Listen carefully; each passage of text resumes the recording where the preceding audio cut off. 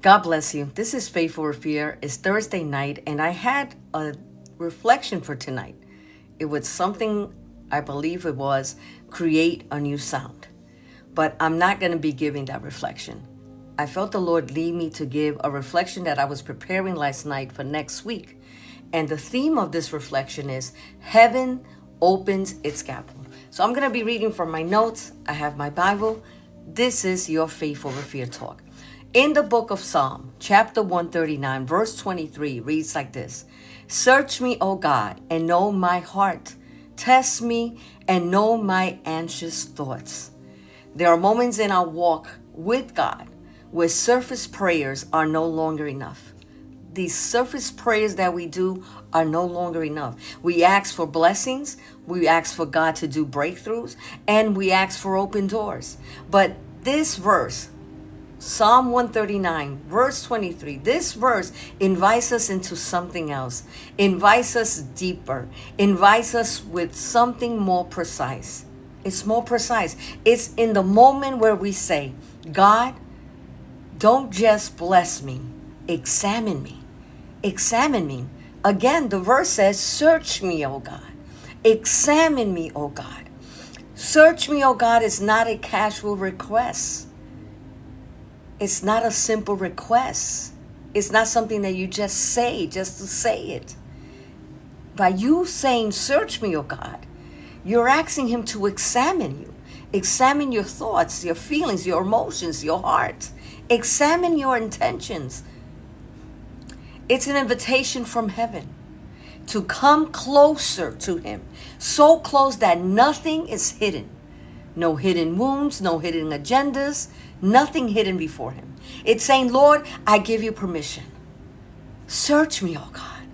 I give you permission. I give you access to go beneath the surface prayers that we're doing. It is a place that heaven, what? Opens his scaffold. Heaven, God, opens his scaffold. Not to harm you, but to heal you. God pulls the scaffold out. A scalpel is not used carelessly. It's precise. It's a precise tool. Intentional, and God, my friend, is very intentional with us. It cuts where it's necessary. It doesn't go searching. No, it cuts where it's necessary. God's scalpel cuts where it's necessary.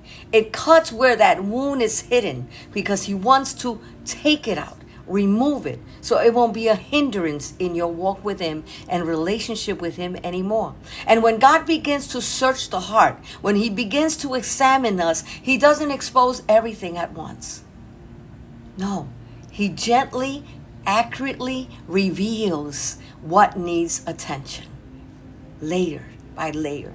Sometimes it's anxious that we thought we've been carrying. Sometimes it's anxious thoughts that we've been carrying for so many years, and we just have it there, being a hindrance, bringing stress, making us deal and think that we deal with anxieties. Sometimes it's a wound we never address. A wound we never addressed. We kept it doormat. Sometimes it's pride, fear, or even silent disappointment with God. Because we do. We go through those moments when we're disappointed, even at God. David says, test me in Psalm 139. Test me and know my anxious thoughts. That means that he too dealt with anxious thoughts.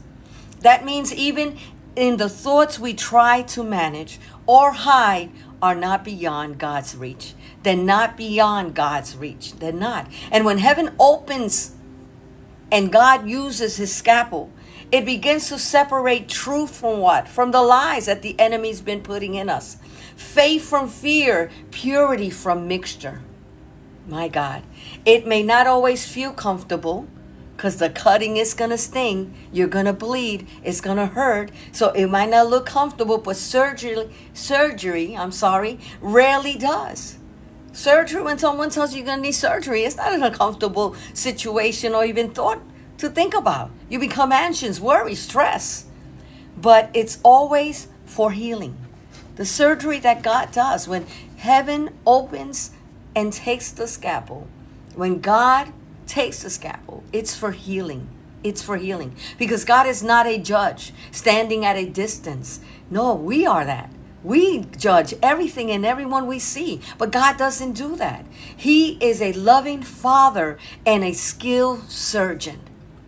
Loving Father and a skilled surgeon. Where there be a time where God needs to be the God of wrath? Yes. Where there be a time where God needs to be the judge?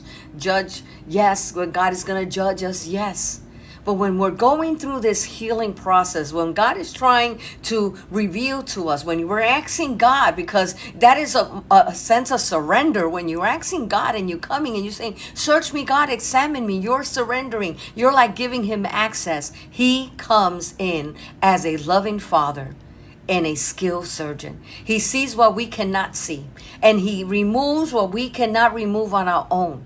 There were so many things that I dealt with of my past, my childhood trauma, my sinful life. There, I had to cry it out. I had to cry it out, God, because I can't change myself. I can't let this sin go. I can't do this. I can't. Until I didn't completely surrender to him, that's when he came with his scalpel. He came, and gently as a father, he started cutting, did the surgery in my heart, in my mind, in my soul, so I can be completely healed, whole, and restored. We cannot see what he sees. He removes what we cannot be removing, what we don't have the strength, the ability, the courage, the boldness to remove. And the beauty is this: he never exposes us without restoring. He doesn't expose without the intention to restore. He never cuts without the intention to bring healing. He never reveals without the intention of being our Redeemer, to redeem. So instead of resisting the process, lean into it.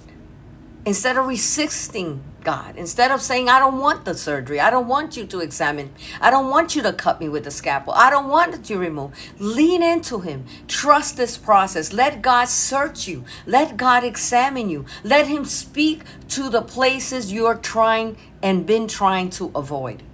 Let him bring clarity where there have been confusion. Lie, confusion, that's all part of the enemy's schemes to try to distract you and keep you away from the truth that is found in God. Because on the other side of this searching, there is freedom. On the other side of his touch, there is transformation. Today, make this your prayer. Make this your prayer. Lord, search me, even if it feels uncomfortable, even if it requires change. I trust your hands. I trust you as my surgeon. I trust the scalpel in your hands. I trust your heart. Do what only you can do in me, God. Because when heaven opens his scalpel, it's not the end of you. It's just the beginning. It's not the end of you. It's the beginning of a healed, whole, and refined you. When heaven opens his scalpel, when Jesus, God himself, takes the scalpel, it's time for healing, removal, and restoration. Trust him. That's your Faith Over Fear talk this evening. And excuse my mistakes. If you already know me, I'm just going to record and send and post. So unless it's a big mistake. But I want you to remember this. When heaven opens a scalpel, is God has the scalpel in his hands. And Psalm 139:23 is the best prayer request that you can present before God. Search me, O God, and know my heart. Test me and know my anxious thoughts. Test me, search me, examine me, and know my thoughts. God is in control every time you allow him to do it. And when you're ready to surrender it all to him, he's going to say, leave it in my hands. I got you. That's your Faith Over Fear talk. God bless.